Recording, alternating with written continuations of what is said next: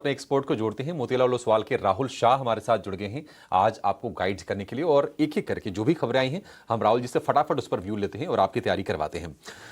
राहुल जी, बहुत शुक्रिया आपका समय देने के लिए।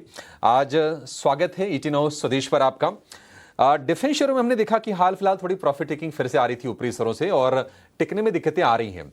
हालांकि एक खबर आई है सरकार की तरफ से कि 62,000 करोड़ में 97 तेजस MK-1A जेट्स की डील मंजूर की गई है। तो निश्चित तौर पर HAL तो फोकस में रहेगा, बाकी डिफेंस शेयरों पर हो सकता है कि थोड़ा रब ऑफ इफेक्ट आए।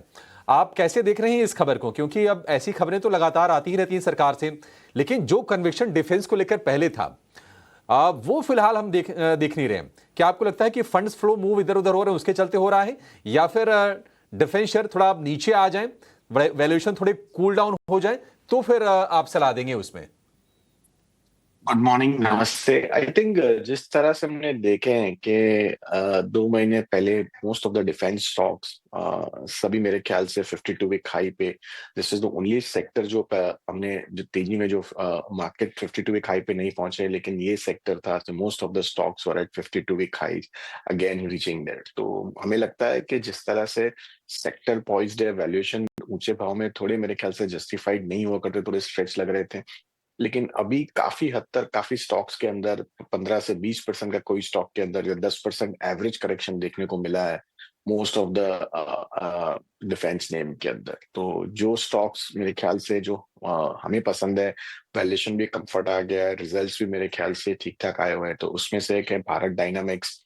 हमने देखा ऑलमोस्ट 20% करेक्शन देखा है ऊपर के सत्रों से, और अभी वैल्यूएशन बहुत ही कंफर्ट दे रहा है ये लेवल्स पे। ये क्वार्टर के नंबर्स भी काफी तेज आए थे।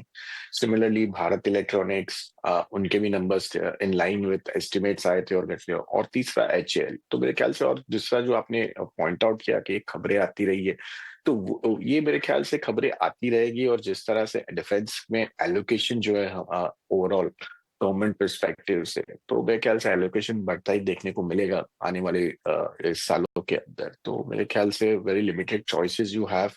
और मेरे ख्याल से जैसे HAL की बात करें, reasonable valuation, 25% ROE, strong healthy balance sheet और 20% कैगर FY27 में, हमें लगता है पैट ग्रोथ के अंदर तो काफी कंफर्टेबल है levels in terms of valuations. तो मेरे ख्याल से पूरा बास्केट लिया जा सकता है, HAL followed by BEL and Bharat dynamics.